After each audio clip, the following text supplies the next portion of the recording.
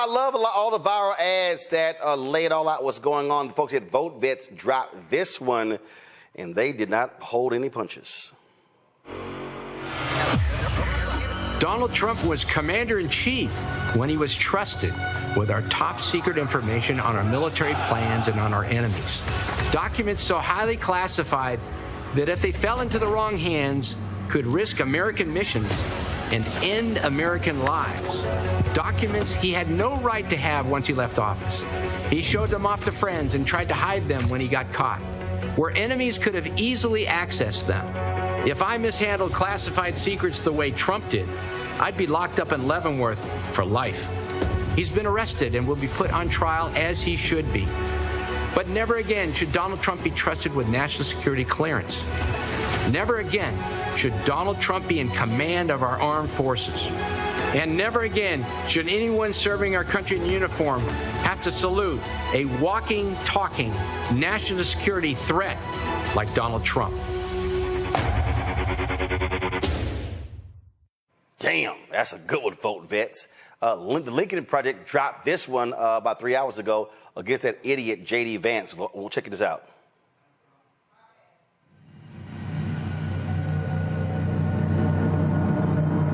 A lot of moms and dads saw marriage as a basic contract, right? Like any other business deal.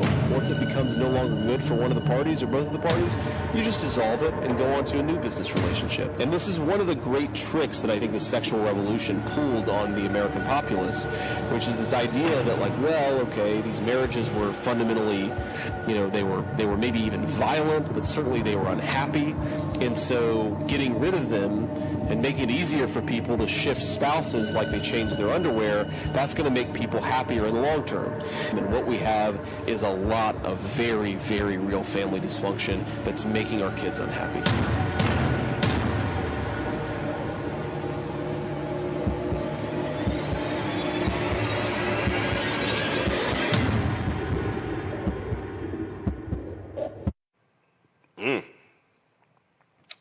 Pretty good. Pretty good.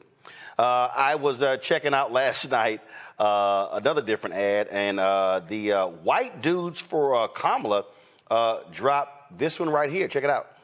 White dudes. So, I think we're all pretty sick of hearing how much we suck. Every time you go online, it's the same story. We're the problem. And yeah, some white dudes are. Trump and all his MAGA buddies are out there making it worse, shouting nonsense in their stupid red hats and acting like they speak for us when they don't. All they've ever done is screw us over. But if you're not on the MAGA train, where do you go? Isn't it just swapping out one crappy option for another? Then it hit me. This isn't about picking teams. It's about who's got a plan that's going to make life better for me and my family. So I've been doing my own research and decided to check out Kamala Harris and Tim Walz. And before you jump down my throat, they're actually talking to guys like us. No lectures, no BS. Just real solutions that protect our freedoms and help us take care of the people who matter. And honestly, I think Harris and Walz are the ones to make that happen. End of the day, you're your own man. It's your call. But if anyone gives you crap about it, tell them it's none of their damn business. All right, what do you think, Robert? I think they're doing a great job now, because what they're doing is appealing directly to the American people and directly to people who are normally a weakness for them. The fact that Kamala Harris, who ran in 2020 as being one of the most progressive members of that race, and now to see her appealing to middle-class white male voters, seeing her appealing to veterans, to military voters, it shows that the Democratic Party is a big enough tent that they can bring in everybody from Bernie Sanders to Dick Cheney to be on the same side of the things, versus the MAGA movement, which is continuing to shrink and just is MAGA or nothing. That if you're not part of that, you're a rhino. We don't want you part of that. I think that it shows how big the American body politic can be when they unite around one candidate. Well, I think what you also are seeing, Jelana, a far more aggressive campaign from Vice President Kamala Harris at the top of the ticket than you saw when Biden was at the top of the ticket. You look at the press releases they sent out. You look at how they are very quick with their viral ads. I mean, they're not wasting time trying to be above the fray. They're saying, oh, you go low? Yep, we're going to punch you down there, too. Well, again, I don't agree with Michelle Obama. When you go low, I'm going to get in the gutter. One. Two, it also shows that she's not conceding white men. Three, I believe that the ad that we just looked at shows where white men are saying, hey, we ain't all like Donald Trump. We actually support y'all. So I like the ad. I think it's helpful. And I think that when you have an aggressive racist like Donald Trump, we need an aggressive black fighting, smart-ass woman fighting back and hitting hard and letting people know that she can go with the best of them and even the craziest of them, and she can still handle our business. And Michael, we're actually seeing it play out in North Carolina. Some polling shows she's pulling anywhere from 40 to 45% of the white vote. I've been trying to explain to people, Donald Trump got 53% of the white female vote. If she's able to take that from 53 to 50, that's the election. Yeah, absolutely. Governor Roy Cooper said that North Carolina is definitely winnable. These are fantastic ads coming from the Lincoln Project and Vote Vets, things like this. One ad that I want to see the campaign do, and it may come from a super PAC, may come from the campaign, is attacking this ad where you have a former Minneapolis police officer who shows Minneapolis burning after the killing of George Floyd. And he says that Kamala Harris supported the people who were setting the police department on fire, and she supported defunding the police and things like this. And what he doesn't talk about is the January 6, 2021 insurrection that Donald Trump incited and sent to those domestic terrorists to the U.S. Capitol, and they assaulted 140 police officers. OK, so I want to see an ad that really refutes this nonsense out here, because this is one of the lies that's being told. She never supported really defund the police, maybe some aspects, but never supported defund the police. She co-wrote the George Floyd Justice and Policing Act, but the Fraternal Order of Police supported the George Floyd Justice and Policing Act as well. So that's one ad that I want to see coming. You talked about what you want to actually see from these PACs. I mean, part of the issue we are still seeing is we're seeing these PACs not step up. Guys, pull up Guy Cecil's tweet that we had the other day showing what they've been spending on digital ads. And let me tell y'all something. Go to my iPad. I have sent emails to these 4 PACs 10 days ago, at least 5 emails.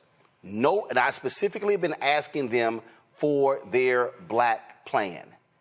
No response to any of the emails. You got Future Forward, American Bridge 21st Century, sitting on millions and millions of dollars. The DSCC, the DCCC. I sent emails to the House Majority PAC, the Senate Majority PAC. The House Majority PAC responded to my email. The Senate Majority PAC has not. And I made it perfectly clear. I'm going to call these folks out. We pulled this up earlier. This is cash on hand. You see right here, House Majority PAC, $80 million. The DCCC, $92 million. Senate Majority PAC, $90 million. That's Chuck Schumer. Democracy PAC, I had a great conversation with them. They are doing some work, and they are funding various initiatives regarding African Americans doing great. The SEIU PAC, $50 million. They're going to be spending the money going door to door. But look at American Bridge. $32 million. Fair Shake PAC, that's dealing with crypto, $90 million. I need to pull up what Future Forward has. But again, folks, I don't know what the hell they're spending it on. And let me tell you something. American Bridge, 21st Century, perfect example. You go to their website, they got a Google phone number. Like you can't even, Future Forward, you can't even call them. You can't even call them. And listen, they've got some black consultants who they have been working with. And when I say no response, I literally mean no response. And so Chauncey McLean with the Future Forward, when are you going to respond to an email? When are you going to explain to black-owned media, what is your black plan? Are y'all using black-owned media? Are y'all investing in groups on the ground? Are you doing independent expenditures? Y'all, I've been asking all of these questions, and when I say they don't respond at all. At all. And so I've sent email after email after email. You've got Christy Roberts, who leads the DSCC, nothing, no response. You've got Brad Baychok with American Bridge, no response whatsoever. And so, matter of fact, so let me, there's a brother with one of the PACs. I don't know why he can't respond. I've sent, multiple emails. Let me see. Hold on one second. Let me pull this up. Because, and again, my whole point is we're now 40 days out. What are you doing? Adisu Demisi, ADDISU, last name DEMISSIE. Hey, bruh, you need to respond to an email as well. So I'm going to keep calling y'all out every day until y'all answer, where's the money for black folks? Let's go live to Douglas, Arizona. Vice President Kamala Harris is now at the podium.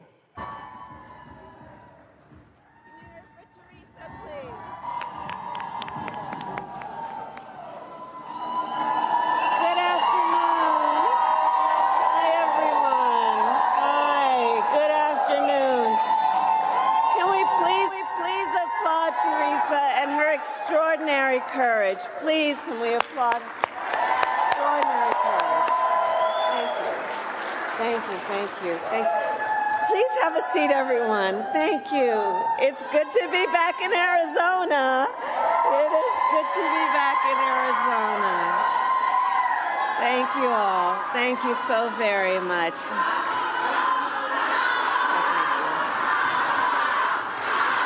Thank you. Thank you. Thank you. Thank you. Thank you. Thank you. Thank you. I appreciate it. Thank you so very much. I just wanted for a moment to speak about Teresa. We had some time together backstage, and I think that in moments of crisis, such as the fentanyl crisis, there are people who, through their suffering and their pain, rise with courage in such a selfless way to be a voice for others, with the anticipation and the hope and the hard work of hoping that their story will be the reason other people don't have that story. And you sharing your story about Jacob and your advocacy on why we have to stop this scourge is so incredibly important. And again, I applaud Teresa, and I know we all do. And our need to stop this issue is one of the reasons that we are all here together today. I also want to thank the extraordinary elected officials who are here. Senator Mark Kelly came with me.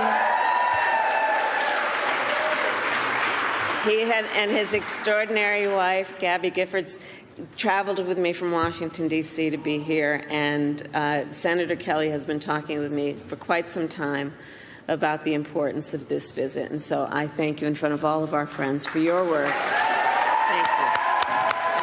Thank you. Attorney General Chris Mays, who just tore up the floor. She is, one of, I'm going to talk a bit about it in a minute, but some of the work that I have done in my career as Attorney General, and watching her do the work that she has done as Attorney General really does emphasize the importance of having the right leader at the right time, in the right place, and that's who she is. Mayor Hewish, I thank you for the warm welcome. We've spent some time together. You've shared with me the needs of your community, and I thank you for your leadership as well. And to all the elected and community leaders here today, thank you for taking the time out of your busy lives to be here this afternoon. Before I begin, I do want to say a few words about Hurricane Helene. I spoke this morning with our FEMA Administrator, Chris Well, and President Biden and I, of course, will continue to monitor the situation closely. We have mobilized more than 1,500 federal personnel to support those communities that have been impacted. We have food, water, and generators that are ready for deployment. And we are working to restore power for millions of people who currently are experiencing outages. And I just want to stress, and for the press that is here, to those who are watching, the storm continues to be dangerous and deadly. and lives have been lost, and the risk of flooding still remains high. So I continue to urge everyone to please continue to follow guidance from your local officials until we get past this moment. So thank you all. And now I'll speak about, in particular, the people who are here today and why we are gathered here together today. So Arizona, I think you all know, and this is why you are here, there are consequential issues at stake in this election. And one is the security of our border. The United States is a sovereign nation, and I believe we have a duty to set rules at our border and to enforce them. And I take that responsibility very seriously. We are also a nation of immigrants. The United States has been enriched by generations of people who have come from every corner of the world to contribute to our country and to become part of the American story. And so we must reform our immigration system to ensure that it works in an orderly way, that it is humane, and that it makes our country stronger.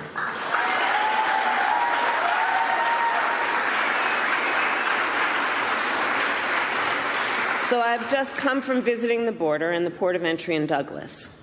I spoke with dedicated agents from Border Patrol and Customs officers who every day see the overflow of commercial traffic through the port. These men and women who work there and at other places along our southern border help keep our nation secure. And they need more resources to do their jobs, which is why we have and are in the process of investing $500 million to modernize and expand the port of entry here in Douglas.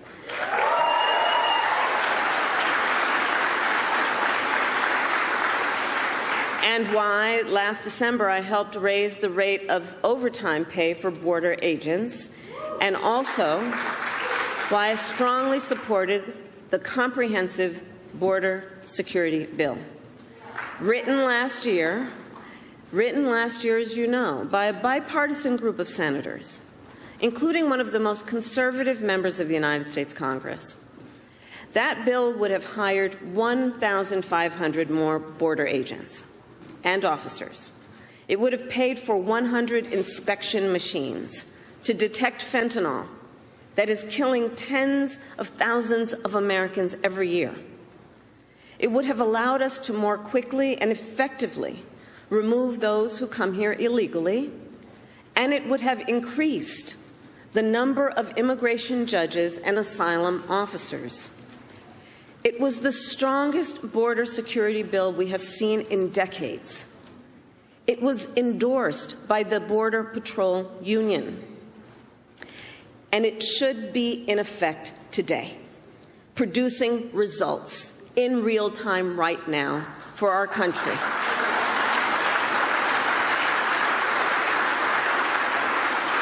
But Donald Trump tanked it.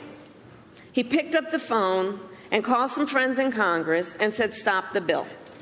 Because, you see, he prefers to run on a problem instead of fixing a problem. And the American people deserve a president who cares more about border security than playing political games and their personal political future.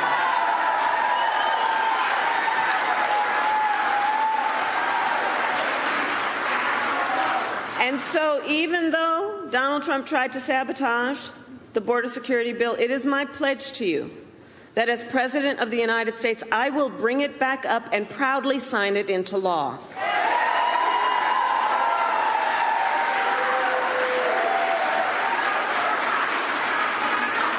And let me say, the issue of border security is not a new issue to me. I was Attorney General of a border state for 2 terms.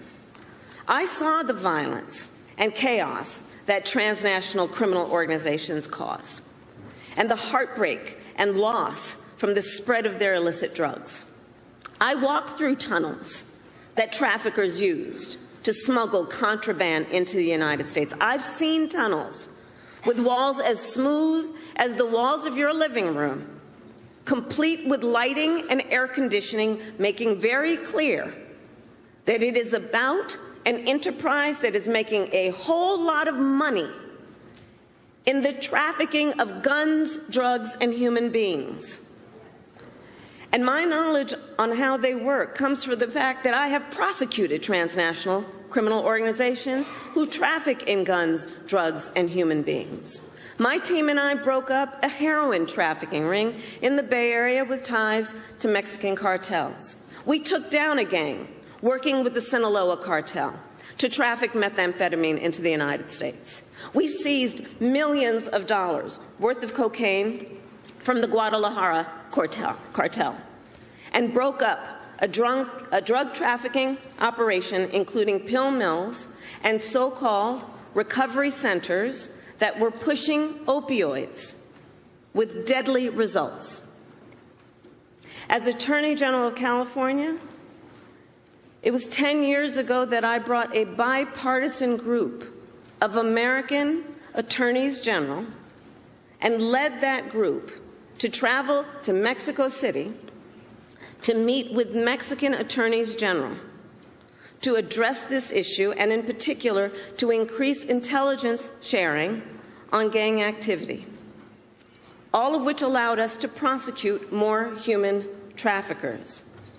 And I started, as Attorney General, the first comprehensive report in the state of California analyzing transnational criminal organizations and the threats they pose to public safety and to the economy. So stopping transnational criminal organizations and strengthening our border is not new to me, and it is a long-standing priority of mine. I have done that work, and I will continue to treat it as a priority when I am elected President of the United States.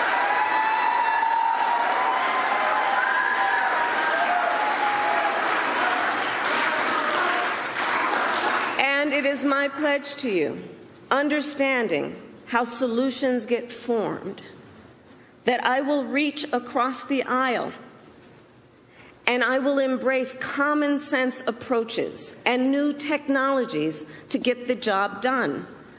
Because I know transnational gangs coming across the border, trafficking in guns, drugs, and human beings could care less who somebody voted for in the last election. They could care less. They've got one goal in mind.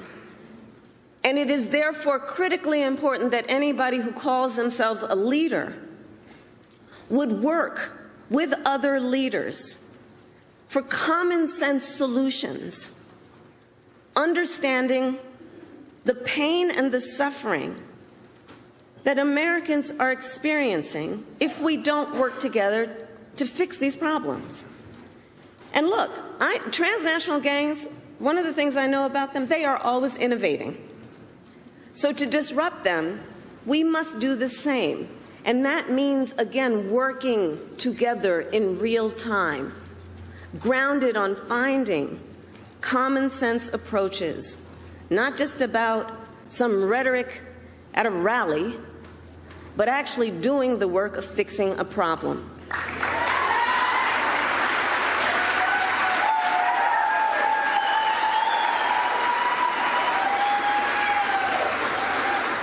And as President, I won't only bring back the border security bill that Donald Trump tanked. I will do more to secure our border.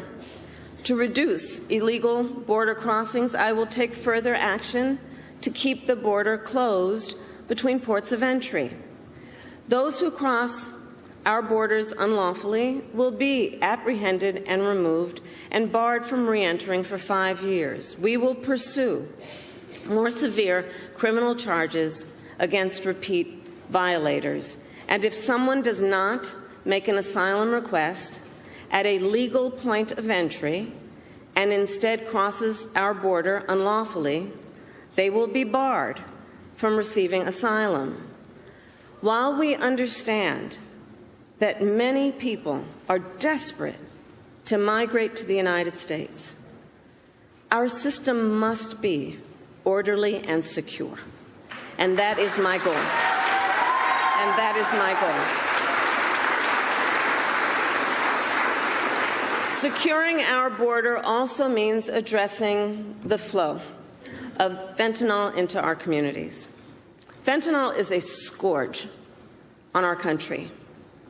The nature of it as a drug is such that it is highly addictive and it is highly lethal.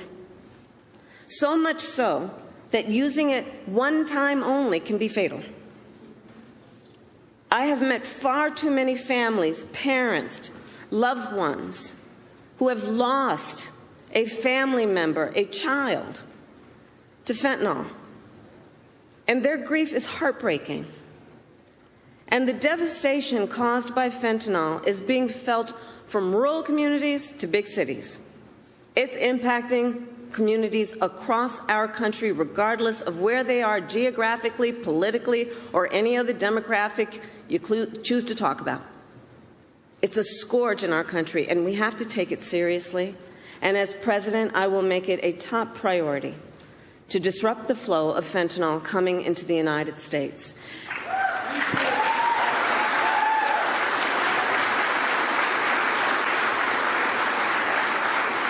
And I know everyone here understands that most of the fentanyl in America comes from two cartels based in Mexico. Most often, they are smuggling it through vehicles at legal ports of entry, like the one I visited today. The fact is, border officers don't have enough resources and are only able to search a fraction of the vehicles that pass through their checkpoints. This is unacceptable. They need the resources to do their jobs.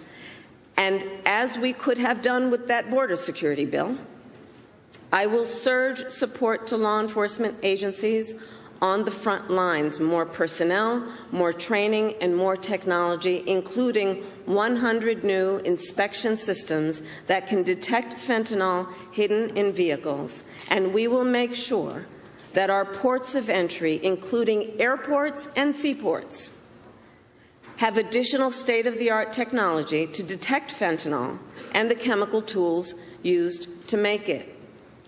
I will also double the resources for the Department of Justice to extradite and prosecute transnational criminal organizations and the cartels.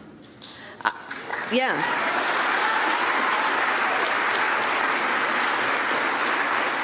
I will ensure that we target the entire global fentanyl supply chain, because we must materially and sustainably disrupt the flow of illicit fentanyl coming into our country.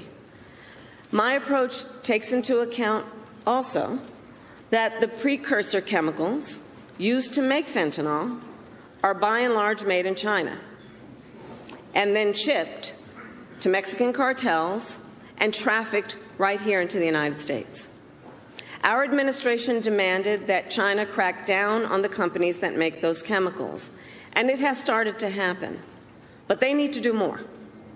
And as president, I will hold them to their commitment to significantly reduce the flow of precursor chemicals coming from China.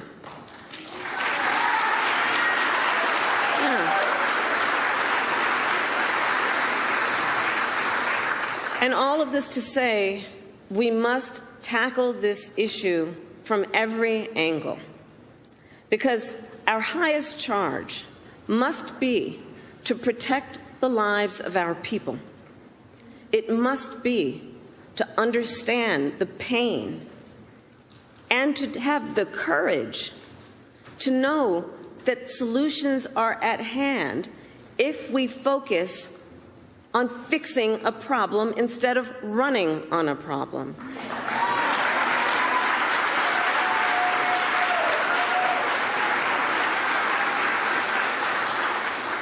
And on this issue, writ large, we must ensure that our country remains strong and competitive, which includes fixing our broken immigration system. And let me be clear. I reject the false choice. I reject the false choice that suggests we must either choose between securing our border or creating a system of immigration that is safe, orderly, and humane. We can and we must do both. We must do both.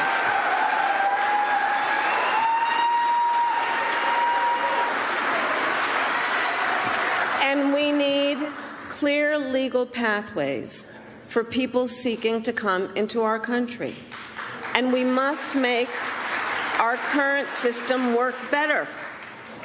For example, it can take years for asylum claims to be decided.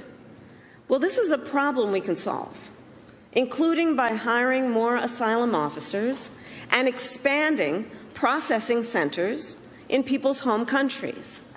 And as President, I will work with Congress to create, at long last, a pathway to citizenship for hardworking immigrants who have been here for years. For years. And deserve to have a system that works. I also have in mind our dreamers. I have met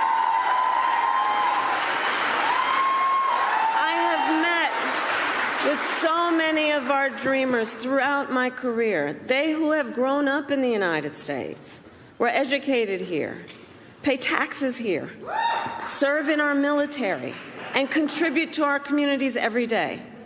They are American in every way. But still, they do not have an earned pathway to citizenship. And this problem has gone unsolved at this point now for decades.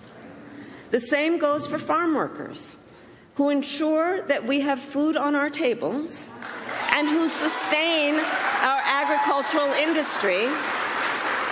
And they, too, have been in legal limbo for years because politicians have refused to come together to fix our broken immigration system.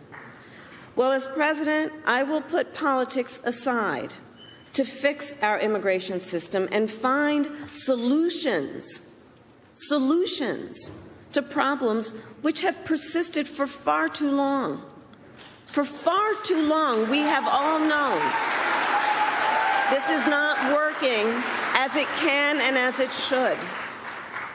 And so, as I said at the beginning, these issues are highly consequential for our nation. And the contrast in this election is clear. It is a choice between common sense solutions and the same old political games. In the 4 years that Donald Trump was president, he did nothing to fix our broken immigration system. He did not solve the shortage of immigration judges. He did not solve the shortage of border agents. He did not create lawful pathways into our nation. He did nothing to address an outdated asylum system and did not work with other governments in our hemisphere to deal with what clearly is also a regional challenge. As overdoses went up during his presidency, he fought to slash funding for the fight against fentanyl. And what did he do instead? Well, let's talk about that. He separated families. He ripped toddlers out of their mother's arms, put children in cages, and tried to end protections for dreamers. He made the challenges at the border worse. And he is still fanning the flames of fear and division. And let me be clear, that is not the work of a leader. That is not the work of a leader. And that is, in fact, I think we all believe, an abdication of leadership.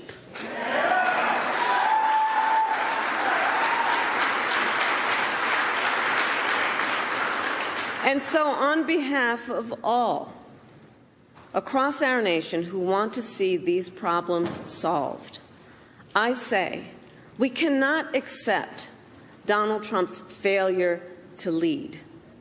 We should not permit scapegoating instead of solutions.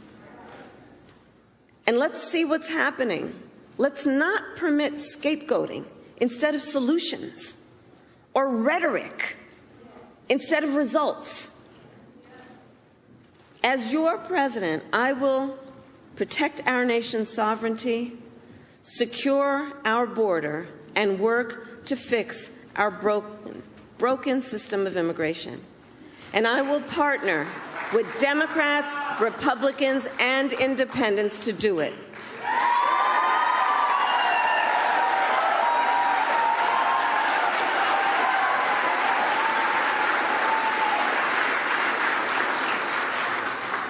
Arizona, it is time for us to turn the page on the ugly battles that have characterized our politics. And it is time to move forward together to achieve real solutions that make our country stronger. And I know we can get this done. I know we have the will. I know we have the courage. I know the solutions are at hand, and I know we are ready. And so with all of that, I say thank you. May God bless you, and may God bless the United States of America. Thank you all.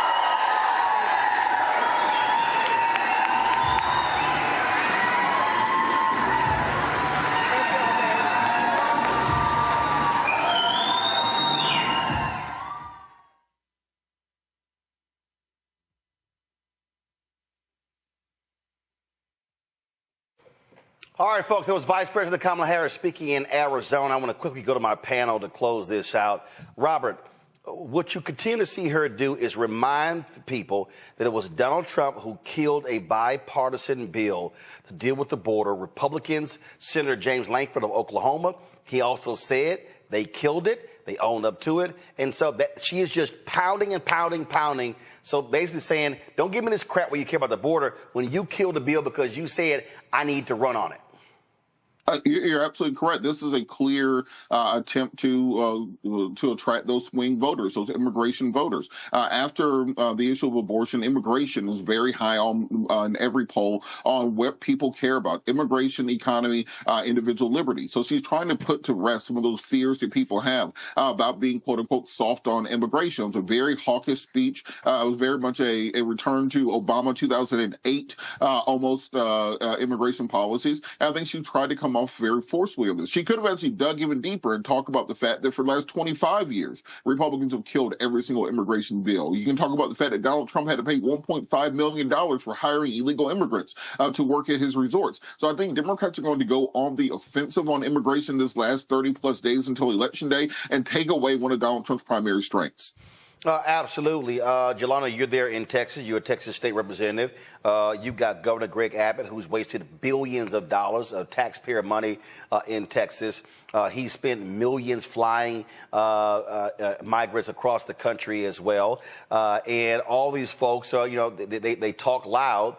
But the reality is they don't want to really confront the problem. And he stands solidly with Donald Trump by ignoring that particular bill. Shame on all of them. You're on mute.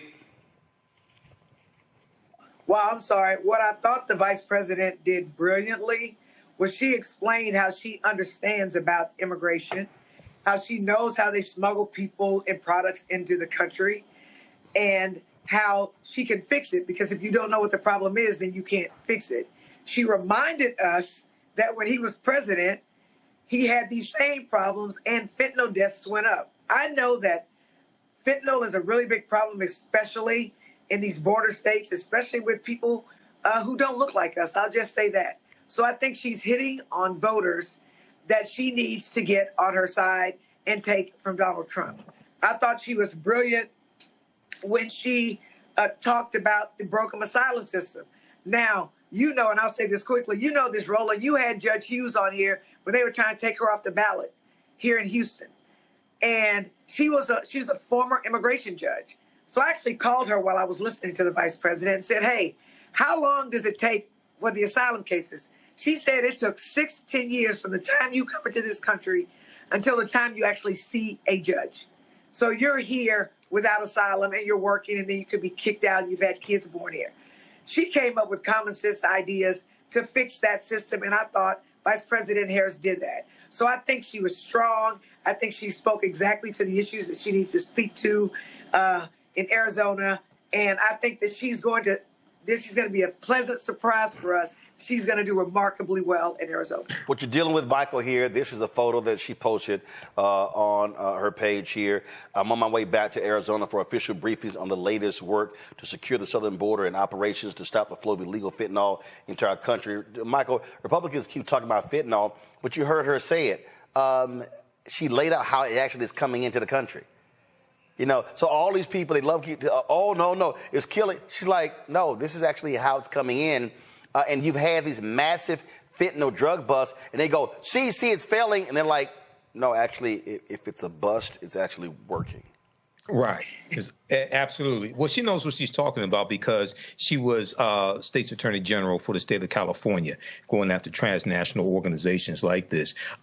This is a real change in strategy for Democrats because usually what was perceived as a weakness, they would not take on head on like this. So she's doing the right thing from the border and then laying out her plan as well. And immigration, partly because of Trump blocking the border bill, okay, it has become a major issue in this 2024 election. And if he becomes president and he wants to try to deport 11 million, 15 million undocumented immigrants, whatever million he wants to put on it, whatever number, is going to arrest economic growth in this country and spur inflation and probably bring about a recession as well. OK, and as I say always, if you want to bring down undocumented immigrants and undocumented immigration to this country, stop eating foods you did not grow yourself. And a lot of people don't want to do that. OK, because this is excellent what she's doing. She needs to keep this up. All right, then, Jolanda and Michael, we appreciate it. I think Robert as well. For everything. Visit our website, AfricanHistoryNetwork.com, AfricanHistoryNetwork.com. You can register for the online history classes that I teach. We deal with thousands of years of history. I teach 2 online history classes, Saturdays 4 p.m. to 6 p.m. and Sundays 4 p.m. to 6 p.m. Saturdays is Ancient Kemet, the Moors, and the Ma'afa, understanding the transatlantic slave trade, what they didn't teach you in school. And then on Sundays, Black resistance movements from Christopher Columbus to the Haitian Revolution and the Black Power movement, 1492 to 1968. So we have classes coming up this weekend. Classes on sale, $80. We do the sessions live. All the sessions are archived and recorded. You can go back and watch it any time. We have a bundle pack of courses. You can register for both classes also. I do a PowerPoint presentation. We have book references, articles, video clips. Even after the course is over with, you still have access to the full class. You can go back and watch it anytime. And then Ancient Kemet, the Moors, and the Ma'afa, understanding transatlantic slave trade. That meets this weekend also. You can we have the course outline here that you can download as well. So it gives you a lesson plan for each class session. There's about 100 articles that we reference. The first class is about 200 slides, 15 books that we reference. You don't have to buy any of the books to follow along in class. Click right here to download the lesson plan also, okay? I show you it's a very visual class, so I show you the excerpts of the books right on the screen, all right? Okay, so the content is PG-13. You can use this with your children as well. I don't do a lot of cursing. It's not overly vulgar or anything like that. It's nothing like that, okay?